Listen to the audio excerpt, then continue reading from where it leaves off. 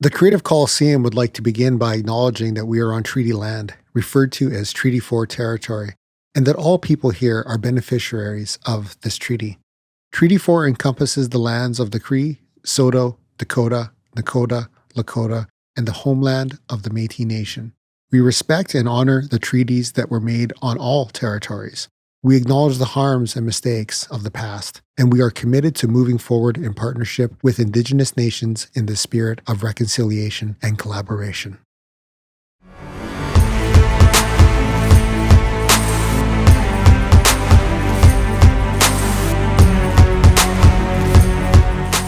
Hello and welcome to the Creative Coliseum, the podcast that helps you conquer your creativity. Nice. There we go. Nice. I'm sitting here with, I'm David. I'm Alicia. Yeah, and we're your hosts. We have a really exciting episode. Well, two episodes technically for watching the live stream, but we have a really great episode today. Really great guest. Not going to say too much yet. We'll reveal that very shortly here. One thing I just wanted to add really briefly. Yeah. I really like that when we have guests, I always learn new things and get excited about new things. Right. And I was thinking about it today. I'm like, I've been thinking about eyebrows a lot more because of our episode with Alex. Yeah. No, it is true though. And that was like one of the reasons why I wanted to do the podcast, is just to get a really broad kind of sampling of different art forms, right? You know, because I get stuck in my little film music kind of pigeonhole sometimes, you know, and I don't think about there's a million different art forms, you know. It's just like, yeah. Well, not quite a million, but There's probably up there. it feels like it. Anyways, let's head to an ad break and we'll be right back. Hey there, this is Alicia from Piano TV. I'm a piano teacher and I've got a bunch of videos up on YouTube if you want to check those out. I also host free monthly webinars on a variety of piano-related topics and make courses about learning piano, whether you're a complete beginner or if you're an intermediate level student. If you are interested in staying up to date with the things I've got going on, you can visit pianotv.net and join my mailing list, where you will also receive a free ebook on how to practice the piano. The courses that I offer open for registration in August, and they run from September to April, where you'll join a group of like-minded individuals and receive personal feedback from myself. Whether you're 29 or 92, it's never too late to learn. All right. Welcome back. So we're hanging out today with Evie Johnny Ruddy. You know, here's the cool thing. Now, this is a new tidbit, I guess. So I'm going to be your coworker very soon. Mm-hmm. So this is kind of a really cool episode for me, because I'm going to get to learn a lot about you well in advance before even starting. So we have you on today to discuss the Transgender Media Portal. That's kind of the big thing. But I actually don't know a ton about your backstory. So this is really exciting for me. Mm-hmm. And we've talked about this a lot, where it seems like everybody who comes on this show is just a former collaborator of mine, pretty much. of some sort. And you do fit that category as well. But I've only collaborated with you on like maybe one project, maybe two. I don't remember. But so it's all going to be very new to me, so I'm very excited. A first for you, pretty much. It's a first. Okay. Yeah. So welcome to the show. Thank you. Thanks for having me. First question. Tell me a little bit about your creative journey. I don't know much about how did you get in from, a child to art now? You know, like what's kind of your through path to getting into the creative modalities? And maybe tell the audience, what kind of art you are involved in as well, too. Yeah, I'm involved in a lot of different art, but I guess it does go back to my childhood. I really loved writing. And so my parents were like, well, you can go into journalism because that's how you can make money as a writer, right? Spoiler alert. I don't think people make a lot of money in journalism. Right. But even less so maybe as a writer. Well, right, yeah. So it was always, I was going to study journalism and print journalism. And I did that at the University of Montana. And then I came back to Saskatchewan and got involved in politics and did an MA in political science. Oh, wow. And from there I started, I taught for a little bit, but then I started working there's a lot of things that happened in between there that I'm probably not going to touch on, like from starting a newspaper, working at Briar Patch Magazine. Okay. That sounds super interesting. I don't want to interrupt, but man, I'm like, there's a lot we could talk about even just with that. Yeah. And then I think I went to Toronto and took a magazine writing course at Ryerson University. I was going to do freelance journalism. And while I was there, my friend said, hey, why don't you come work at CBC Radio? And I had never worked in audio before. And so I just learned on the job. And I worked at CBC Radio as a casual reporter for probably 6 months or so. And that's where I learned audio editing and audio storytelling. And from there, I went to the Banff Center for Creativity and Arts. And I took a 6-month podcast work study and got more involved in audio there. And then at some point, I did a digital narratives residency at the Banff Center. And while I was there, Jorge Just was one of the faculty. And he used to work for This American Life. Oh, yeah. Okay. Yeah, classic. Great show. But at the time, he was making audio walking tours for a San Francisco company called Detour. And I was just about to come back to Saskatchewan and do an artist residency with the Cathedral Village Arts Festival. It was their 25th anniversary. And I kind of wanted to make an audio walking tour. And so I picked his brain and he taught me some of the tricks that he does. So I brought that back and I made my first audio walking tour for the Cathedral Village Arts Festival. Cool. It still exists. It's on an app. It's called, no way. Easy.travel. It's IZI.travel. Oh, cool. Okay. And it's a walking tour through the neighborhood of the Cathedral Village and goes into the crescents. And it's not about the architecture. It's about the people who live there. And what I would do is I kind of explain it as each stop is like a little audio documentary that you might hear on CBC. It's kind of that format. Okay. So I interviewed people, I cut it up, I narrate, and they tell the stories. But instead of listening from your home, you're standing in the space where the story takes place. Yeah. Right. So I got into that, and then I made one called Queering the Queen City, and that's in downtown Regina in the Heritage neighborhood. And then, somewhere along the way too, I got into augmented reality. Yeah. And so that's I've actually been doing that quite a bit. I do photography, I do video editing. I worked with the National Film Board on an interactive web-based project called Untied. It's a story about my genderqueer identity told through shoes that I've worn throughout my life, and it's interactive. So it's structured as it looks like you're going to an online shoe store, and then you get into it and you discover, oh, this actually isn't an online shoe store. This is interactive storytelling, but it's structured that way so you can add the shoes to a shopping cart and you go to check out and etc. So I guess interactive media, digital media is my area. I just started as an assistant professor at the University of Regina. And that's where you guys are going to be working together, I suppose. Yeah, that's the idea. Yeah. In creative technologies and design. So. Yeah. I love hearing this kind of journey, and I think as we talked in previous episodes, this reminds me of my own journey, because it's one of those things where you start kind of with one idea in mind, and then you just kind of wander off into this direction and into that direction. And I don't know about you, but I'm one of these creative people who just loves discovering new things and trying them out and seeing what to do with them, and some of the things you're bringing up, I don't meet a lot of people who are like, oh yeah, I do walking tours or I do augmented reality, especially in Regina. I feel like those are things that you don't meet a lot of people involved in them. And asking as a complete noob, what's augmented reality? Yeah. Okay. So do you know, have you ever played with Pokemon Go? Yeah. Okay. So that's AR. That's augmented reality. Okay. So I always explain it like, instead of putting a headset on and you're completely immersed in the digital world, like through VR, AR is a mix of the real world and digital, right? So you're seeing the digital characters through your phone in Pokemon Go, and it looks like they're in your physical space. Right. Yeah. Okay. So it's sort of like a way of merging two things. So you're not, I guess with VR, I think, okay, you're like disconnecting from reality. It's like video games times 10, right? You're in a separate world. Yeah. But in this way, it's like enhancing the reality that already exists. Exactly. Yeah. You're adding digital content to your physical surroundings. Wow.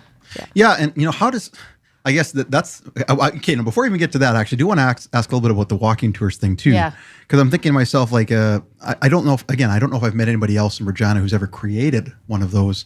Do you think you're one of the first people to really do anything in the Regina scene like that, or and how how would you go about creating that? Like, I'm curious about the process a bit.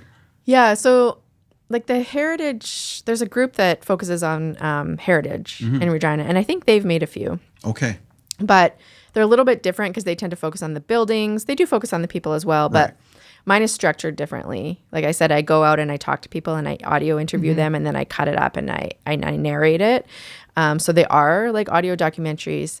So I'll just, for the Cathedral Village Arts Festival, it was their 25th anniversary. They wanted to celebrate the community.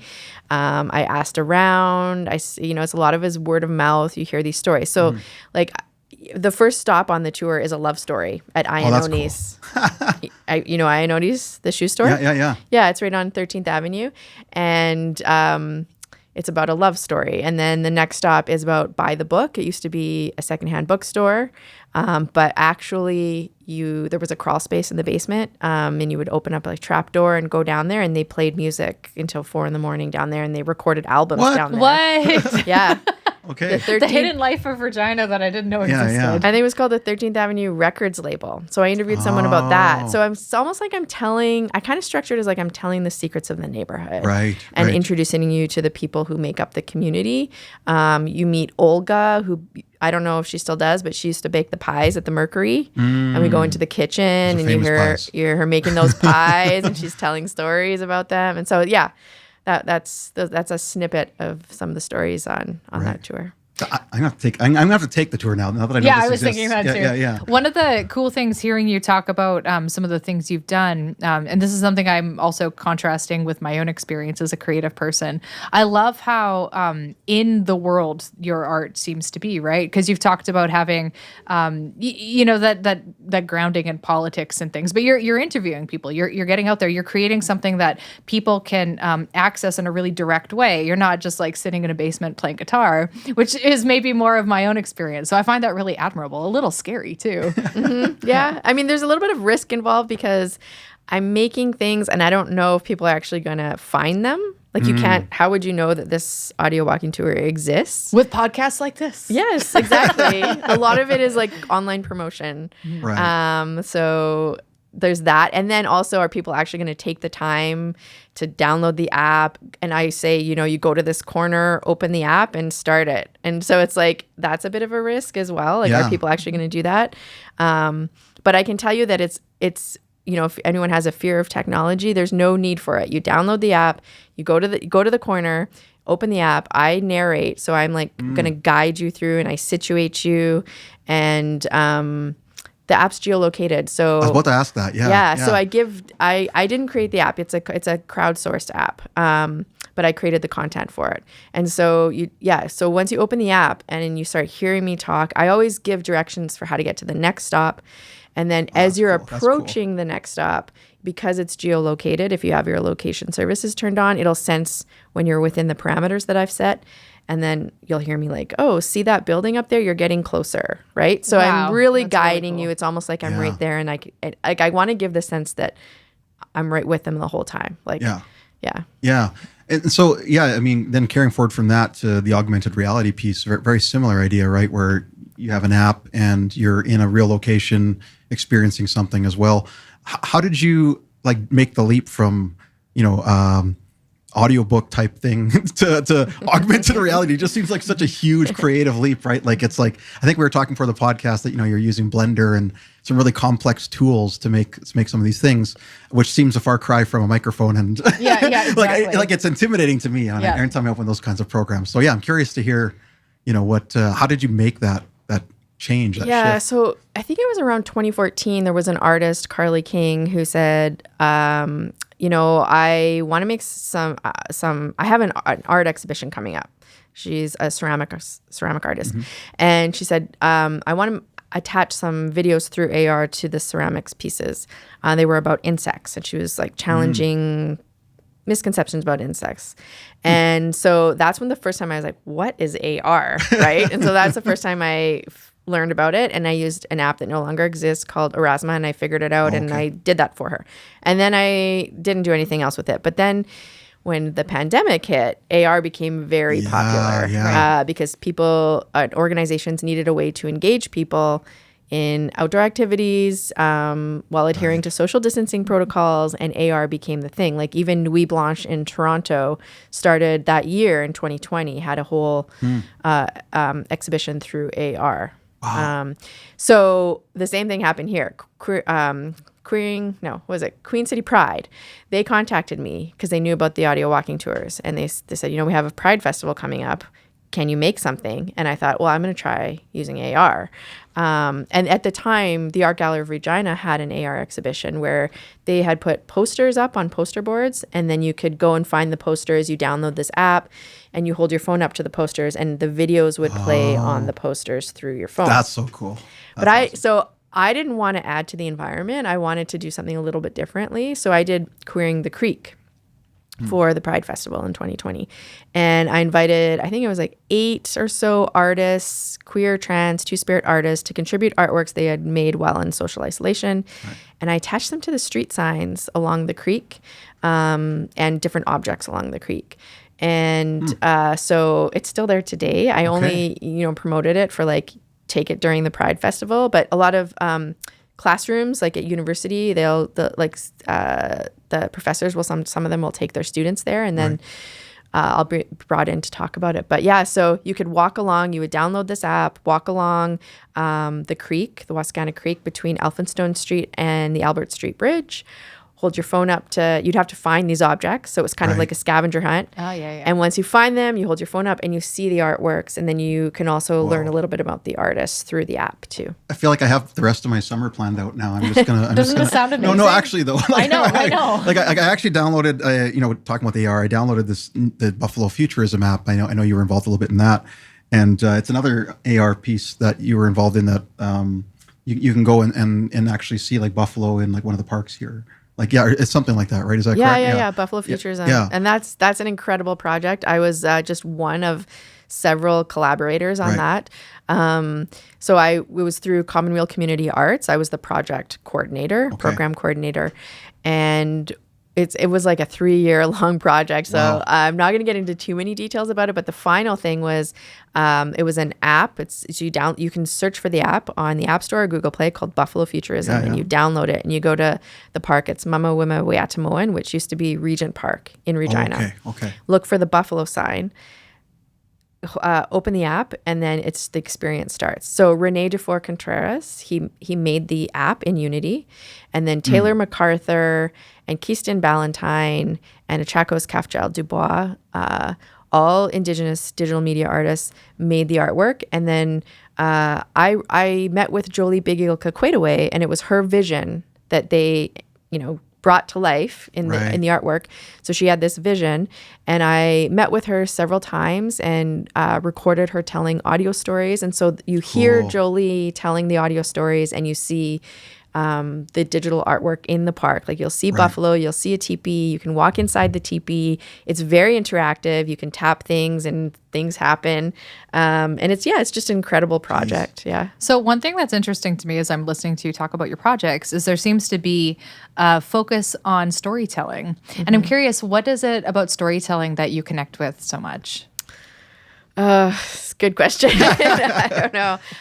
I love a good story. I love being, affected by good storytelling. And I think I've just always wanted to do that and share that with people too. I think there's like a lot, you can make change through stories, I think. Yeah. So, yeah. Right.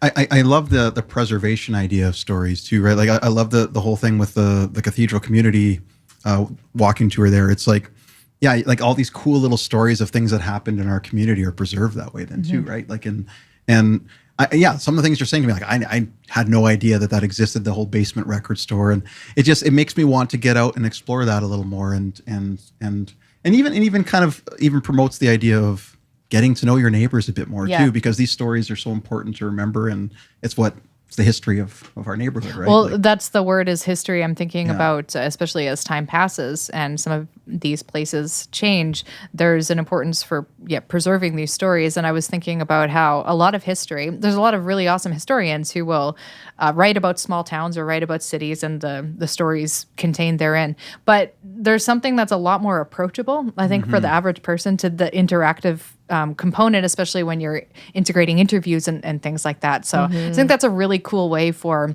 the average person who's not maybe going to crack open a 500-page history text to explore some of the similar things. Yeah, well, and on top of storytelling, just stories, I love multimedia storytelling. Yeah, right? yeah. And the interactivity too.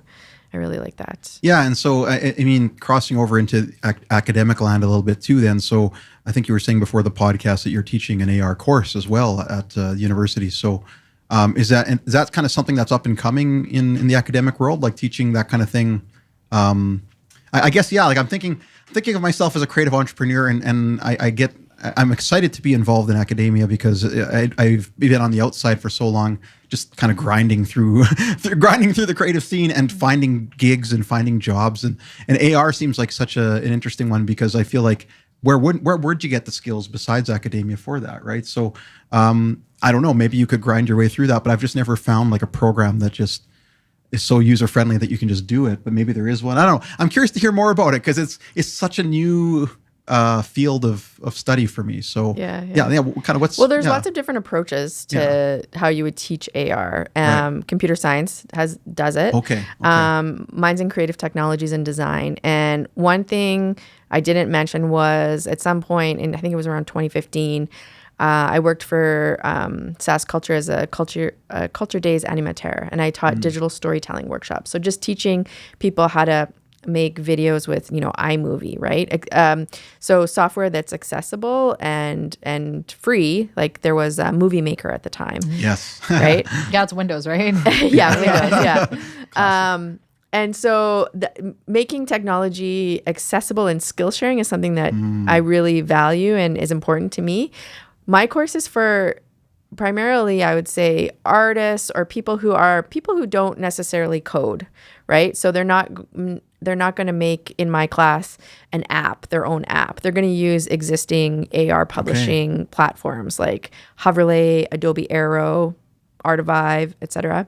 But they're going to create the content for it, and then so that's where Blender comes in. So I teach them how to make models in Blender, how to edit audio, how to do audio recording. But the key to this is it's all for AR. So designing a project, creating art specifically for augmented reality, which means you're learning interaction design, user experience design. Like, what do you want to happen when the user opens the app and they sees your project? How are you going to move them about in a location? How are you going to communicate to them that this thing is tappable? So they're learning a variety of different design aspects, and they're creating the artwork for it. But rather than making their own app through coding and Unity, they're using AR publishing platforms. Right. This reminds me of other kinds of art, right? Where there's going to be the really technical side. So if I'm thinking about being a musician, you have the people who do the audio engineering side of things, and then you have the person who does the creation. And it's not like you have to be able to do both to be able to create something interesting. So it sounds like from what you're saying, you don't need to be a programmer in order to create these experiences. Exactly. That's awesome. And students in the class have created projects that have been showcased at Nuit Blanche here and the Frost Festival. So like you can make AR projects that are then shared with the public at festivals, and you don't have to be a programmer. Yeah. Right. This is dangerous information for me as somebody who, Doesn't it sound exciting? As somebody who just can never focus on one thing. I'm like, oh, this sounds like a new thing I should learn now. I'm done learning live Take streaming. my course. Yeah, well, you know what? I think I've always been fascinated by AR in general, and we have actually an Oculus here, so we do quite a lot of VR stuff, and some of it just ends up being AR. It's a lot of it's like, hey, it's in your house, and you're just looking at stuff, right? Like, yeah. So you seem like you have a ton of things on the go all the time. Yes. Just the impression I'm getting from you, you're like really motivated and you're taking action on a lot of projects is really cool. I would love to know more about another project you're involved in, the Transgender Media Portal. Yes. Okay. Where do you want me to start? Oh, I don't know. Well, I guess maybe tell the audience like what is the Transgender Media Portal? What is its function? What is its purpose? Those kinds of things. Yeah. Sure. Okay. So the Transgender Media Portal is a searchable online website of films made by trans, two-spirit, non-binary, gender non-conforming, and intersex artists. And it's free, and it's accessible, and we just launched it in June. So it's still in testing, it's still in beta. But you can go to transgendermediaportal.org and check it out, and you could search for films made by trans people. Yeah. I believe we're going to pull it up here while we're chatting here a little bit too, so just so people can see what it looks like. So for those of you listening, unfortunately, you're not going to be able to see it, but we'll describe it for you. We'll describe it a bit. So yeah. Anyways, I guess to the average person, you might say like almost like it's similar to IMDb, right? I guess what was in terms of making the portal? What were you hoping to? What were you modeling it after? I guess I know I'm mentioning IMDb, but I'm kind of curious about what were some of your thoughts going into it. Yeah. Okay. So the portal was made by a team of I don't know, about 14 people. So Laura Horak is a professor at Carleton University, and she runs the Transgender Media Lab. She's the director of the Transgender Media Lab. So I got involved because I'm also a PhD candidate at Carleton University, and that's actually how I got involved. Was Laura got funding to create the portal, and a position came open. It was a fellowship to work with the Transgender Media Lab, and this was in 2020. So I applied, and when I applied for the position, I also applied to study as a PhD student at Carleton, and got the position. And so I was the first research assistant on the project at that time. But it was really Laura's vision for the project. So yes, IMDb was an inspiration for it. Originally, it was meant to be crowdsourced, like maybe like Wikipedia. But that shifted along the way. But one of the things that Laura talks about is when she often presents on the portal is she'll ask the audience, how many people have heard of Dallas Buyers Club? And a lot of people raise their hand, right? And then she'll ask, how many people have heard of this film called Wildness?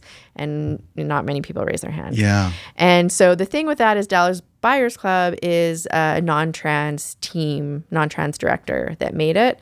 And Wildness is a trans-directed. Yeah. One of the things is that Laura noticed in her research was that, when you search for if you search IMDb, for example, you can't really search for the identity. Yeah. And so the other thing she noticed is that often if you are searching within let's say you can search categories and there's like an LGBT category, trans gets lumped in with LGB and you can't really separate it out, right? And so there's actually thousands of films made by trans people, but they're not as well known and they're harder to find. And so, she wanted to create a portal that you could search for films that were made by trans people. Yeah. I actually did have a friend who, when I told them that this existed, they were so excited because this was exactly what they were looking for. They're like, I've always wanted an IMDb type site for transgender filmmakers. And I was like, oh, well, I've got the thing for like, you. let me show you. And so, awesome. It is a real thing. Like, I feel like, I've worked in the film industry a very, very long time. And it seems like we're always so behind in some of these things there too. Like, I feel like even just the idea of a non-male identifying director is like even still like a struggle for lots of people on these film crews. We'll share it at some point, but we did have a conversation with Rob Hillstead about like specifics related to that because he's in the film industry. Some of the toxic things that go on set and things like that. Yeah. So I guess in terms of the films then themselves, how did you go about curating it or finding the right films or like how do you fill this out? Like, I guess because I'm thinking, man, like having to go find these films is one thing too, right? It's not just because you're kind of talking about the everybody knows about Dallas Buyers Club, they don't know about this director. So how easy is it to kind of go out there and start finding these people? Yeah, so it started before I joined the team. It started by entering the films that we're showing at trans film festivals. So getting those collecting those programs from the film festivals and then entering the films into the database. It is so complex to make to make a searchable website based on identity categories, and we have done so much work as a lab. So like when I joined the team, I'm just going to back us up a little bit. When I joined the team, it was really about like preparing to welcome the other team members, and how are we going to work together as a team? How are we going to ensure that our values are enacted in all of the work that we're doing? What are our values? How are we going to come up with our values? So I did a lot of work around ethics for like how do you create a lab within an academic institution that's anti-racist, anti-colonial, feminist, trans, queer, and like committed to disability justice. And so I did some research around that. I found this lab at Memorial University. It's actually like a science lab.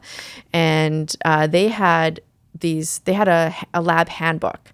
And so I created a lab handbook modeled after theirs. And theirs is really about like methodology of like how do you work together and how do you enact your values in the work you're doing. And theirs was so detailed, like from everything to like how do you take out the trash ethically, like because they're like a marine science lab, right? So but and how are we going to run our meetings, in an anti-oppression fashion, and how are we going to apologize to each other, and how are we going to handle conflict and all of that. So I worked on that, setting that up, and then that ultimately got transferred into the making and the design of the portal. And, so when the team came together, we met and we came up with these values collectively. Like our values were challenging hierarchy, trans or community-oriented, BIPOC, trans-centered, care ethics, forgetting the other one. But and so we developed protocols. So we have all these protocols for like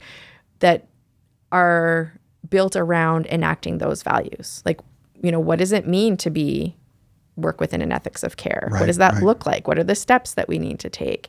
And then eventually it translated into the design of the portal. So for example, one of the things was in the beginning, they wanted people to be able to use their own language for gender.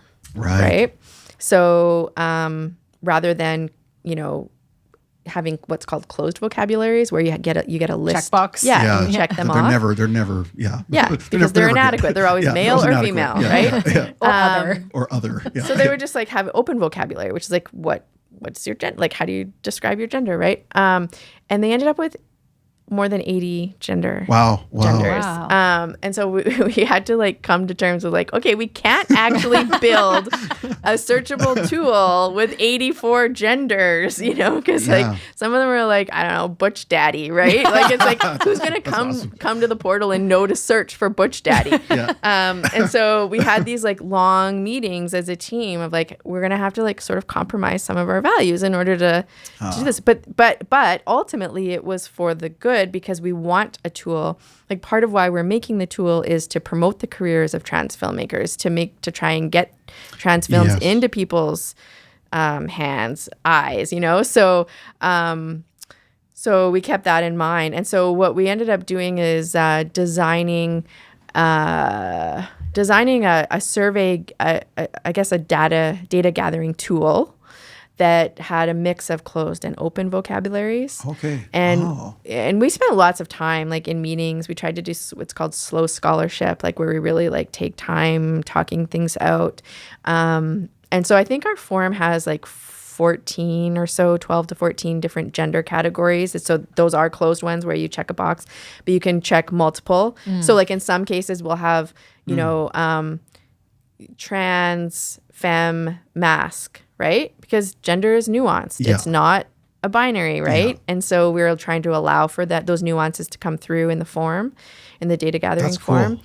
But then you can also write in your own words for gender. So if we were to look at the portal, every filmmaker has their own profile page, and that's I'm cute. That's your cue. Wink, wink. Every filmmaker has their own profile page, and it's only the words that they wrote in to describe their gender and their race and ethnicity that and their sexuality that go on their page. So you see under that person's, what's there? I can't see it's that too far. Oh, sorry. Yeah, this is so this is Ray Tang. It says she, her, and then it's got a little biography. For those of you who are listening, that's what we're looking at. One thing I did notice, and this is just kind of a little aside, I love the accessibility of having a description of the photo underneath too. That was something when I looked through the portal, I was like, oh, that's great. So then somebody who's visually impaired can still get that information, right? Yeah, so we also did a lot of usability testing. Yeah. And we tried to do usability testing with a wide range of people and groups. So yeah, we have, if you scroll down to the very bottom, we have all our policies in there that people can read through. And you'll see our policies on disability justice. So image descriptions were really important. We wanted it to be usable on screen readers and all of that. So you can read through if you're a policy nerd like me and see all our protocols. But so maybe search for let's see, Theogene Cuthand at the top there. Okay. All right, there we go. There you go. Nice. And click on that one. And if you scroll down, and you'll see identity categories there. There. yeah. Yeah. Okay. So that one, the other one didn't have it, but that one, so those would be all of cool. Theo's own words. And if you scroll down further on the left, you should see a category that says metadata. Metadata. And now you have to open that to see those are all the closed vocabularies that are used that are telling the algorithm, like when someone searches. Because one of the things you can do that's great about the portal is you could make very detailed searches. So you could search for, I want to see all the films that are made by BIPOC intersex people. And so that's where that metadata comes in. That's categorizing people based on the categories that we've come up with for the closed vocabularies. Right. But then again, prioritizing people's own self-descriptions on their profile. That's an interesting way to, like you said, you kind of you couldn't do it 100% the way you maybe wanted to initially because of the limitations of technology. But I think that's a really interesting compromise between the two things, right? Of self-identification and then as well as having some kind of closed system so that it's functional. Exactly. Yeah. And isn't that kind of funny that technology is that finicky, right? That it's you have to have some kind of really clear dichotomous thing going on, or it's no, I will not work. Yeah, totally. Yeah. And I don't know if I fully answered your question, but yeah, it started out with the programs from the trans film festivals, but then the team behind the portal, we did a lot of research, and we just started going to artists' websites and entering data into the portal. Right. One of the things that I learned is you cannot make assumptions about people, right? Yes. So if they don't say I'm a cisgender filmmaker, you can't make an assumption and assume that they are. You had to have that written out in order to use the closed vocabulary system of is this person cis? Is this person trans? Is this person BIPOC? Right. So that was, and what's interesting is that a lot of people who are I guess in the minority will self-identify. In my bio, it says that I'm a trans non-binary person, but white or cis people sometimes don't have that in their bios. Right. So it's the differences are getting named, but not leaving the whiteness, leaving the dominant majority as the norm, right? And that's one thing that became really evident in the research that we were doing. Yeah. Wow. So do people, obviously it would be a ton of work on the front end to fill the portal with a bunch of media created by trans artists, but do you have an option for people to self-submit or to recommend themselves? So that's that data gathering tool that I was mentioning before, where we have those 14 categories. So so we wanted to populate it with as much information as we could before we launched it. And so the team was gathering all that data and entering it into spreadsheets. And then right before we launched, we sent out an email to everybody who was in the portal and said, hey, we've created this profile for you. Do you want to keep it up there? Do you want us to take it down? Do you want to fix things that might be inaccurate or that are missing? And now we have this data gathering tool. It's like a survey. So if you are searching the portal and you know there's a filmmaker who's trans, who's not in here, we also have an FAQ, so you can find out. You can click on the FAQs and find out. I think you can email us that. But if you are a filmmaker and you're not in the portal and you want to be in the portal, then you can fill out that form. Okay. Yeah. Okay. Yeah, and that's like, I think in terms of future planning for the portal, and that's the idea, is we're going to continue to find filmmakers out there who want to enter it, and until maybe that it's one of the most comprehensive lists of transgender filmmakers, I would believe. Like, Is there anything else like this out there? Like, is there anything else that's been attempted, do you think? Or I think there is in the UK. Yeah. I think there's something similar. And I should say the Transgender Media Portal right now is Canada and the US primarily. Okay. Yeah.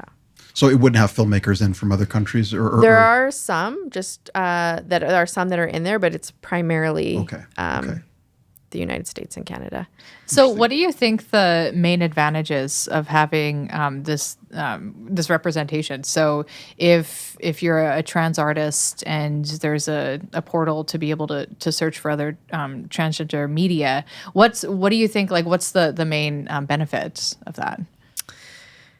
There's lots of benefits. It helps to find work that's, in my opinion, works that are made by other trans artists. It's not always true, but they tend to, be a little bit more nuanced when it comes to gender representation and topics. And, one of the challenges I think with non-trans directed filmmaking is that there is a tendency to center a non-trans gaze. So you might have like a documentary made by a cis person about a trans person, and they might be sensationalizing some aspects of their life, or they might be positioning trans as deviant and cis as the norm. And so questions like, well, when did you know? And it's really focusing on the body because there's always this sort of like non-trans audience held at the center of like, we need to explain trans to this non-trans audience, right? Yeah. But, in the portal, there are hundreds of films made by trans people, and they are like from all different genres, from like horror to experimental to fiction, and in some of the cases trans is the center, right? And there's not necessarily this focus on explaining trans to a non-trans audience. You get to like build trans worlds, right? And so it helps with world making. It helps with other trans people to see themselves reflected in media that isn't explaining what they already know. Like, they already know what it's like to be trans, right? Like, can we talk about other things? Can we create other types of worlds that are exciting and more complex and nuanced? So I love your use of the word nuance, because I think that's the critical ingredients. And again, I'm thinking of our conversation with our filmmaker friend Rob Hillstead, talking about I think he shared some anecdote of, if you have a 6-year-old white dude writing the experience of a pregnant teenage woman, there's going to be a lot of things about that experience that no matter how vast your imagination, you're just not going to know. You're not going to know that nuance. And someone who's having a lived experience is going to be able to bring other people into that experience, you're right, without the explanatory aspect of it, which feels like, it would be a little tedious. Definitely. Yeah. So I guess then, what are some of the challenges then in that? Because we hinted at it earlier, and I know I don't like to dive too much into the negativity aspect of this, but somebody who has worked in film, I've seen some of the things that happen on sets and some of the hierarchical structures that exist and how oppressive they can be. What are some of the challenges maybe you found in creating this in terms of getting support for it, or even just, some people are legitimately afraid to be too public about what they're doing too, right? Because of some countries, there's actual like real legitimate dangers. Even here there is too. But so what are some of the challenges you found in getting it together? I think for the team, some of the challenges were just like ensuring that we were minimizing harm. Right. There is always a risk, like with increased visibility comes, as we are seeing right now, it comes an increased backlash, right? And so, that's a challenge. But ultimately, we want to support the careers of trans filmmakers, and particularly BIPOC trans filmmakers. Like, I think that's something that we really tried to center. And we did a lot of consultations as well. So, we met with, we have working groups where we met with people from within the Carleton area, Ottawa area, within Carleton University, consulting with Indigenous filmmakers, and asking people what they would want out of this tool. And so trying to design it in a way that really centers the people who are going to use it. One of the things at the heart of the design of this is design justice. This is a model created by Sasha Costanza Chalk, who's a trans designer. And the model is basically like, it borrows from the disability justice movement, which is nothing about us without us. And so, like, you shouldn't be designing tools for people, but you should be designing with people. Exactly. And so one of the things that we tried to do was hire trans people, hire BIPOC trans people. So, like, when I first started, I was the first research assistant. And and we were all white. There were 5 of us. And by today, I think we have about I think it was about 45% of our team is now BIPOC. And the majority of us are trans. And that came about because we developed a hiring protocol, hiring policy of like how to step by step ensure that we're prioritizing BIPOC trans people in the hiring process, because we want to make sure that we're involving the people who are going to use the portal in the design of the portal. But that visibility is definitely a challenge, I think. But that was one of the things, we have a really quick response protocol set up. So let's say someone's being targeted and they contact us and they're like, I need my page taken down. We take it down. Right. So like we're trying to be really responsive as well. I think a lot of good is going to come out of it. More so than negative. I believe that too. No, but we do have things in place. But I mean, I definitely feel like, and maybe this is just me and my like, I'm not pessimistic per se, but it's just when we start going on the internet and start reading posts from people and, this transgender director was involved in Star Wars. Oh no, like things like that. Like, and I'm just like, ugh, like, but I know this is just part of that growing pain of maybe getting to that next step where it's just kind of normal to include transgender filmmakers in the industry. It's not, like at one point in time, having a black filmmaker was a big deal, and now it's like, wow, there's, way more representation there. So I'm hoping this is just that step along the way. And I think what you're doing is an important piece of that, because again, yes, finding those filmmakers and having access to them is a big part of it, so well, and just on the online space, one of my main concerns would be about the safety of the filmmakers and the people who are putting themselves out there, because I know there's a lot of I might be a little biased. I'm reading a book right now called Men Who Hate Women, and it's about the basically like the kind of online culture. A lot of it's about like the incel culture and things that are very toxic, not just to women, but to like basically anyone who isn't a white male. Anyone who doesn't fit this sort of very particular profile. And it's bleak. It's real bleak what people have to deal with. Yeah. It's really bad right now, actually, for trans people, with all the hate going on and the bills that are being passed in the United States, and even here, the pronoun policy. It's not good. No. So this is, more initiatives like this, more coming to the foreground in a cohesive kind of movement is important, I think. For anyone who's listening to this who lives in Saskatchewan, vote this fall. Anyway. No, that's okay. So I guess then, future plans for the portal then from here, like what, I know you already mentioned about continuing to accumulate people, but how do we keep this thing going? How do we keep this thing moving? How do we also be help out? How do like cisgendered people be allies in this whole process? Well, so it's just launched in June. So, and I said it's just in testing. If you know of, you can promote it, share it with your friends. If you know of filmmakers who aren't in the portal, you can contact us and recommend them. But in terms of next steps, so we're going to actually have a launch in Regina Even though it's already launched. We're going to have a localized launch at Queer City Cinema. It's a film festival and performance festival. It's going to be at the Regina Public Library on Saturday, September 14 at 3 p.m. Okay. Nice. And a filmmaker, a moving image artist, Elian Mikola, Yes. has curated a program. So we're going to screen some of the films, and Elian used the portal to curate the program. Okay. That's so good. To find to find the filmmakers, and so there'll be a screening of I'm not sure how many, 8 to 10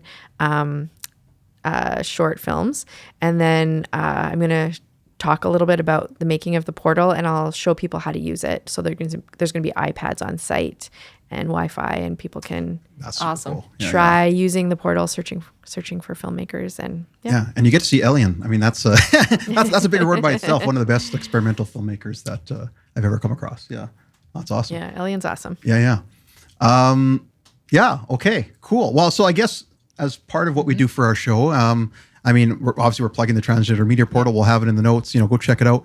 But we also do something called an artist spotlight, which is we like to spotlight, a specific artist. So, what are some films that we should watch in here? What are some things that you've become aware of that you think are really good? Yeah, as I was saying before, I'm not actually a big watcher of films. I've been spending most amazing. of my time on the ethics and the policy. Yeah. So, however, I did take a course with Laura while I was studying at Carleton University. It was online because I never went because of the pandemic, but it was a trans filmmaking course, studies course.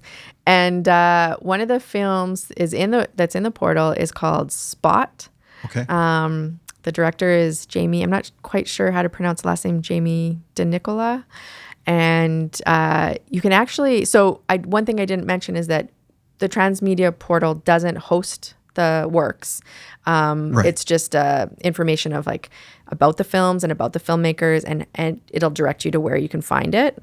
If the film is already online, then we'll have a link to it. And this one is online. Sure. You can watch it on Vimeo. It's a short film. And I really like it. It's I guess the premise is there is a group of people sitting on a front stoop, and I don't want to give too much away, but there's a group of people sitting on a front stoop, and one of the characters sees marks on the sidewalk and gets lost in them and imagines stories behind the marks, and you see the stories play out. Awesome. Yeah. But there's I want to mention a bunch of people who are in the portal, like Theogene Cuthand, Sure. Vivek Shreya is in there. We have, I think, over 400 filmmakers right now in the portal. We're continuing to add. That's amazing. And over 200 are BIPOC, Black, Indigenous, and people of color. There's so many amazing filmmakers who are in there. There's a lot of local filmmakers who are in there too, like Kat Haynes and Jay Kovac. Elian's in there. Awesome. It's really cool that this exists. I love that you guys have put this together. Yeah. Awesome. Thanks. Yeah, for sure. If you get a chance, I guess one thing too that I would mention is if you had asked how can we support it, is find the films and watch them. Yes. I think it will expand your ideas of transness and gender, and just watch some really good films that maybe aren't even have anything to do with gender, but that were made by trans people. Right. Supporting trans filmmakers. That's one thing. And I imagine some of them you can literally directly support because some of these are rentals, or some of these are if you go on iTunes or Vimeo, there's rental areas. So I'm assuming some of them are probably behind paywalls, I would imagine, and then that money would actually directly go to the filmmaker. Yeah, rather than just pulling up Netflix and or Tubi or any of these other programs. Actually go directly to a site and pay the filmmaker. That's another way to do it for sure. Yeah. Perfect. Yeah. Well, thank you so much for joining us today and for sharing your very interesting tapestry of creative experiences. Yeah. Thanks for having me. It was fun. And I'm excited to get started with you here very soon. Yeah. It'll be it's gonna be a good time. Yeah. All Right. And before we go, actually, anything else you want to plug besides the portal, or anything else that is kind of on your brain? I don't think so. No, If okay. anybody needs to figure out, what those apps were, there was the Yes. easy.travel app for the walking tours. It's izi.travel, the Buffalo Futurism app. Right. I definitely recommend the Buffalo Futurism app. Yeah. Yeah. I'll link them when we post Yes, this. let's put it all in the show notes and let people, access Perfect. them. Yeah. Cool. Great. All right. Well, that ends this episode. Thanks again for coming on the show. It was wonderful to have you. For those of you in the live stream, we're going to continue on here. We're going to take a break first, and then we're going to have another episode. For those of you who are listening or watching on Spotify, YouTube, those places, this is where it ends. This is goodbye. This is goodbye. Thanks again for coming by, and we'll see you next time. Thanks for checking out this episode of The Creative Coliseum. We'll see you next time. The Creative Coliseum is mixed and edited by David Roman. Executive producers are Alicia Van Betju and David Roman. Gear support provided by Roman Empire Studios. Theme music created by Roman Music YQR. Recorded live on location in Regina, Canada, Treaty 4 territory. Voiceover performed by Sundance Robson. Logo design provided by Danielle Austin. Special thanks Kyle Parkinson, Laura Posadka, and Rob Hillstead. The Creative Coliseum is a Nerd Party entertainment production in conjunction with Piano TV.